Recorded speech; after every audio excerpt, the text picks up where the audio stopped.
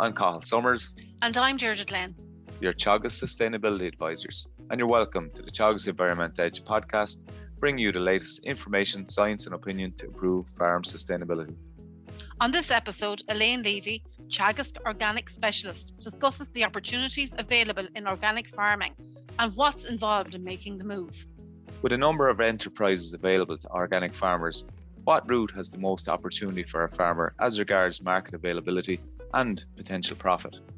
How many organic producers are there nationally? And if you decide to convert, what are the steps and what supports are in place? The European Union Farm to Fork strategy sets high targets for the organic sector. Ireland currently has 2% of agricultural lands farmed organically.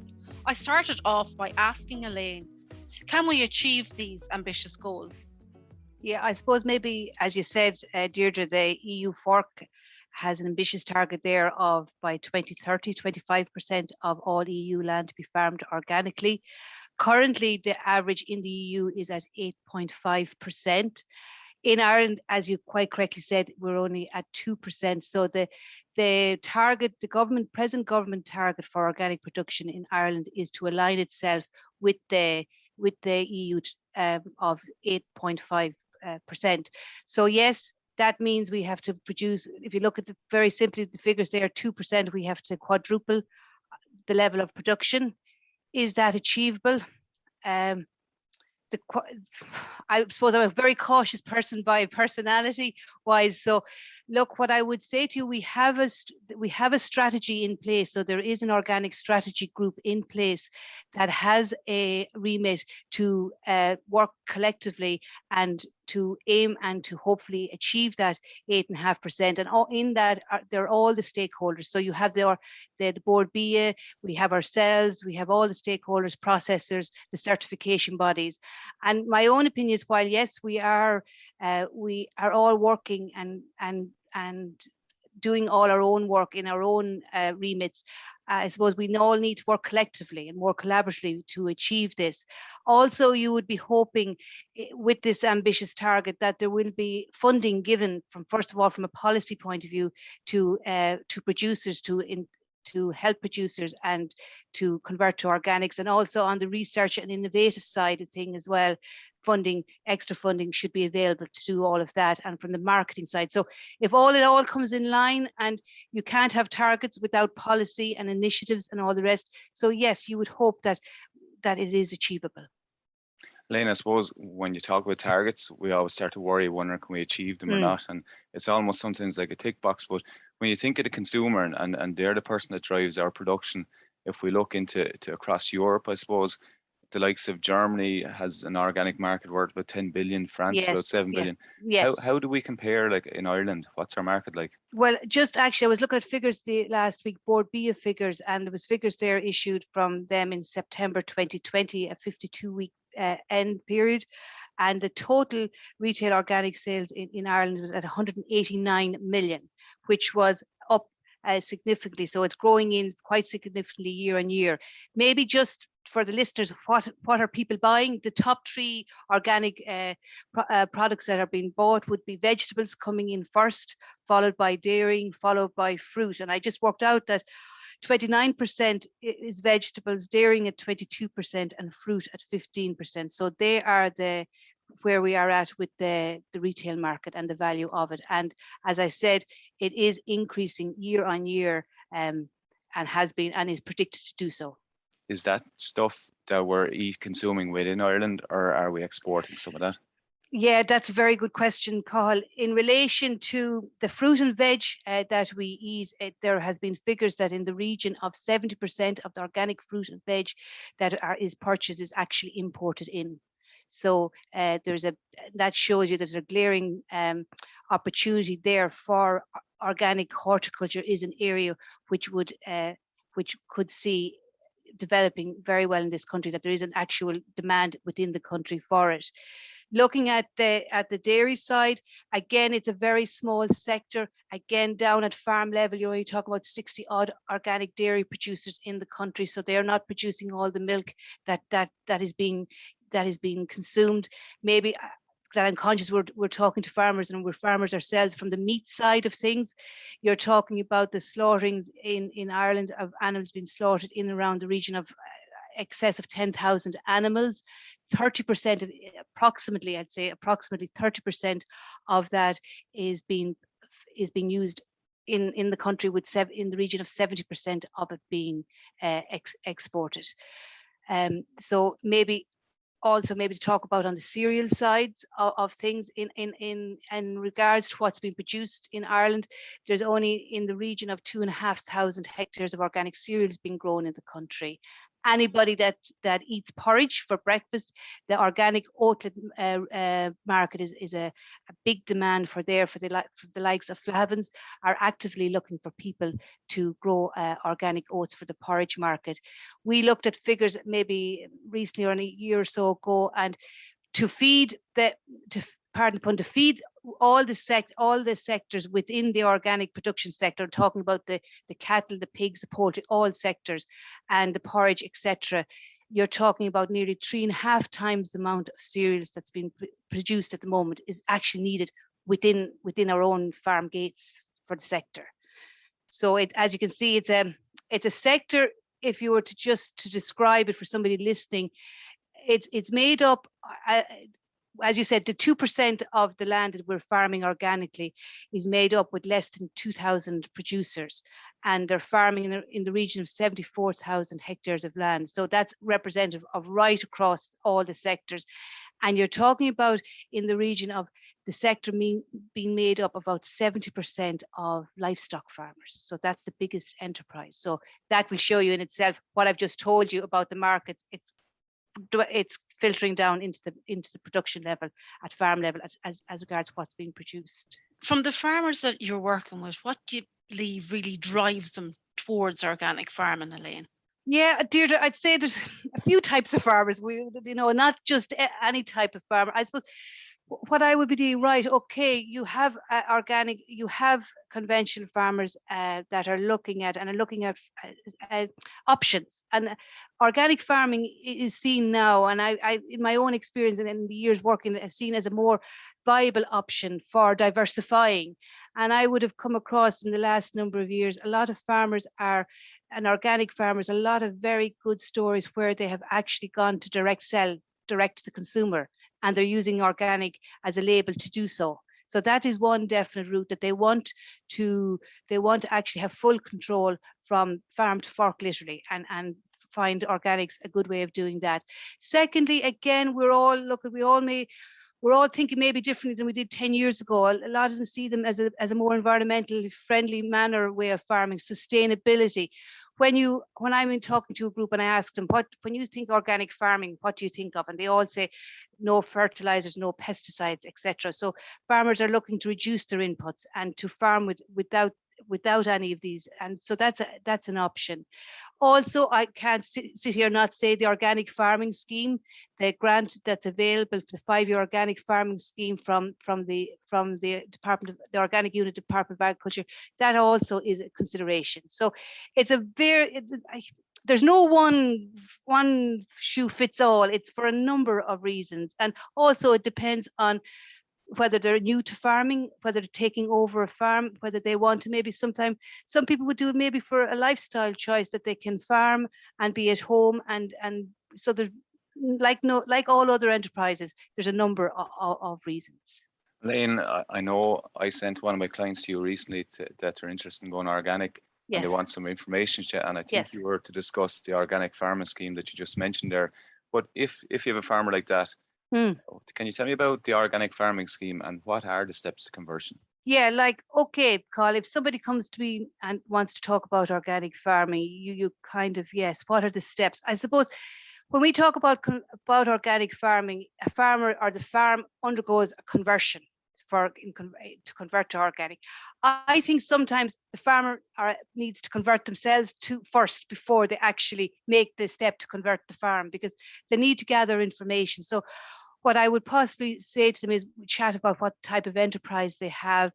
They really need to consider what kind of a system they have at home, and really you know, we've talked and we mentioned there at the start, you can't use fertilizer, you can't use sprays, but they really have to think about this themselves, literally looking out the farm gate. Can I farm without doing any of these? That's really the, are they confident that they can do that? Look at also I suppose they need to look at maybe what changes they have to make, the practical changes they have to make on the farm as well, in relation to housing, animal housing, veterinary treatments, health, etc. So you need to take a look at all of that. Also, if they're a cereal farmer, they have to look at maybe, like, they can't continuously crop the whole time. So are they going to put a plan in place? Crop rotation is very important. So they need to take a look at that.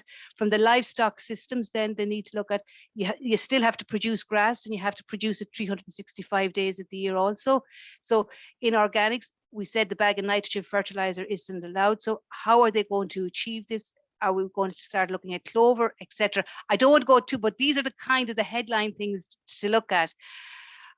In relation to finding information, then I would suggest that we have a 25-hour organic farming principles course that people can do, and that is a requirement for acceptance into the organic farming scheme. But even if you weren't thinking about that, to learn about organics, and I have had several people that have done this course, and they're only joining the scheme now 10 years later. So it's a good way of finding what exactly this is all about, and we look at a lot of aspects of it. So that course is available, and we have a waiting list. I suppose also we've had a very good demonstration farm program with the Teagasc and the Department of Agriculture for the last number of years. Very, very successful. Quite simply, it's a series of farm walks right across all types of farms. You get to talk to the farmer, the advisors, the certification bodies, the processors, the department. So that's a good way of finding out. Look at, if you want to just, quite simply, we're all here from Teagasc. If you want to contact your local Teagasc office, we would have a number of contact advisors there that would be able to take a call and go through the initial conversation with you. There's myself, and then myself and my colleague Joe Keller are backing up the advisors, and we can take it on board with them if it needs to be developed further. So that's the kind of way as regards the steps to conversion. You need to look at the money side, the profitability of it. People ask me, well, is organic farming profitable? I say yes, but it depends on, like everything else, it will depend on the number of factors. Ultimately, the quality of land you're standing on, what you can produce, and all those factors will take into consideration. So they're the kind of things you need to look at. I know I've gone around the houses a bit, but maybe just in relation to the scheme call, presently that scheme is closed. That opened up in springtime and closed. So the applications for that is closed at the moment, and we don't know when that scheme will open again. It's a 5-year scheme, and it's area-based payment scheme over the 5 years. I suppose maybe just to answer your question, if somebody is, yes, I want to convert, and they've done their homework, and they're, yeah, I'm going to make this move, what do I do? What are the steps then? The steps then is, in Ireland, the Department of Agriculture are the competent authority to ensure that all the regulation is in place by all organic farmers, producers, processors. And the organic unit is based in Johnstown Castle in Wexford. And they have given the role of the inspection and licensing of, let's say, all organic farmers to the certification bodies. So the first thing, there are 2 certification bodies in Ireland for land-based operations, and they are the Irish Organic Association and the Organic Trust. So the first step is to contact the organic certification body. They will send you an application pack, etc. And you have to put a plan and put paperwork, and they will guide you through all of that for your farm and send that back to the certification body. And what they do then, they will send out an inspector, and you will have an annual inspection by the certification body every year, at the end of every year. And at the end of every calendar year, it's like your TV license. You have to renew your organic license. You have to pay a fee to the certification body every year. And there is a link, there is a cross-reporting mechanism then between the certification body and the organic unit of the Department of Agriculture. What enterprises hold the most opportunity for an organic farmer at the moment? And does it depend on where you live, or access to certain markets, for example, dairy farming, for example? based on what I've said, look, in relation to what are if you're selling 4 feet out the gate or grain, what markets are available at the moment? From an organic cereal, as I've said there, from the cereal market, there is big market demands there for your organic cereals. You have, as I said, you have the likes of the oated market in the form of flahavens. You have, like, when you're talking about farmer buying feed and all the rest, it's very, very expensive to buy organic feed. You're in excess of €500 a ton. So there is definitely there opportunities for trading from farm to farm, and for all the various enterprises. And then to a lesser extent, you have the likes of, there's Boort malt whiskey. There's a number of farmers into that. So the more, I suppose, I hate to say the word niche markets for it, from a cereal point of view. From a horticulture point of view, certainly, as I said, there's a huge gap there. What I would say, I'm not from a horticulture background, it's a very specialized area. So it's not just a simple go out and dig the garden, you know what I mean? It's very specialized. But what does amaze me with some of the horticulture farmers I would be talking to is, as farmers, we talk about area of land and the more area you need, but it's amazing what they can do on such small areas. The sheep and beef, in relation to sheep and beef, there is only one main processor of organic lamb in Ireland, and that is Irish Country Meats in Camolin in Wexford. So again, there would be a high percentage of the organic lamb being produced. The market is underdeveloped, so work has to be done there. In relation to the beef side, the processor side, you have two processors there. You have Good Herdsmen based in Care in Tipperary. They're also with ABP, and you have Slaney Meats in Wexford. Again, what I would say there, you would need careful planning as regards getting to the animal slaughter.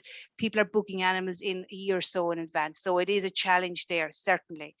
And the dairying side of things, yeah, we have, again, Joe would be more informed there, but from the dairying side of things, you have the likes, a lot of you will know, Glenisc, Arriva, Arabon are all taking organic milk. Again, there's only 60 odd organic dairy farmers. What I would be saying to people thinking about that is, it's a bit different. The whole area from marketing in organics is, go and talk to dairy processor and talk to them before you make a decision, and find out from them what the plan is going forward. So that's kind of the whistle stop of the markets. And with my Wexford jersey on, I'm delighted to see the yellow bellies are leading the way there on the meat front anyway. For the yes. Yeah. But going back, you've touched on this already. So going back to the bread and butter of a farmer that goes conventional farming into organic farming, the actual farm management side of it, Elaine, I suppose, is what people worry about. And you touched on fertility and nitrogen fertilizer and phosphorus and all the other stuff that goes with it, pesticides. What are the main skills, I suppose, or how do you, I suppose, replace? How do you do all that without, yes. And get the same result? Yeah. Yes, and it's a question I get all the time. One of the questions is, I'm not going out with a lot of fertilizer, I'm nearly organic, but yeah, look at, as you quite say, there's no quick fixes in organics. And how I'll answer is by saying, first of all, is that in organics is a whole farm approach that you have to look at, and there's no quick fix solution. So you have to look at, from a nutrient point of view, you're going to feed the soil. So from a nutrient soil fertility, what you're producing on the farm is very important. The slurries, the farmyard manures, that they're managed correctly. Yes, you can take in other organic manures from non-organic farms, provided it's not from a factory farming setup. So if there's a dairy farmer down the road, you can take in the slurry from that farm, but you can't take in, let's say, if I was talking to a group in County Cavan, Mononary, you can't take in pig slurry, for example. That's not permitted. So it's from a free range system that you can take in manure. So that's available to you. I'd say another thing is planning is very, very important. And I know planning is important in all types of farming, but planning is really, really important, and attention to detail. Because as I said, I would talk to some farmers and they would have, for example, in a cereal situation, they'd know nearly for the next 10 years their crop rotation. So you have to plan your rotation. So you need to know, I suppose, the fertility you're starting with, and then what crops you go with. So just quite simply, you go with crops that need a lot of nutrients at the start when the soil is fertile, and you plan accordingly. So simple things like that. The whole area of clover, you will never go and talk to anybody, a farmer in organics, without clover coming up. So the whole area of clover is very, very important. And you've touched on that with some of your previous with multi-species clover. So that is a cornerstone of production. And I think another aspect as well as that is the whole thing is that you have to be, and maybe it's not a farming practice, but it's something you really need to think about, is when you start farming organically, you don't stand still. So you're trying to introduce a new enterprise or do something differently. An example I would have would be, I had an organic farmer who went into that was a beef finisher, doing it very, very well, suckler cow to beef finishing. I was out one day and we were just walking around. I said, would you ever think of growing cereals? And sort of looked at me, and we had the conversation. There's a market demand for there. You can do it.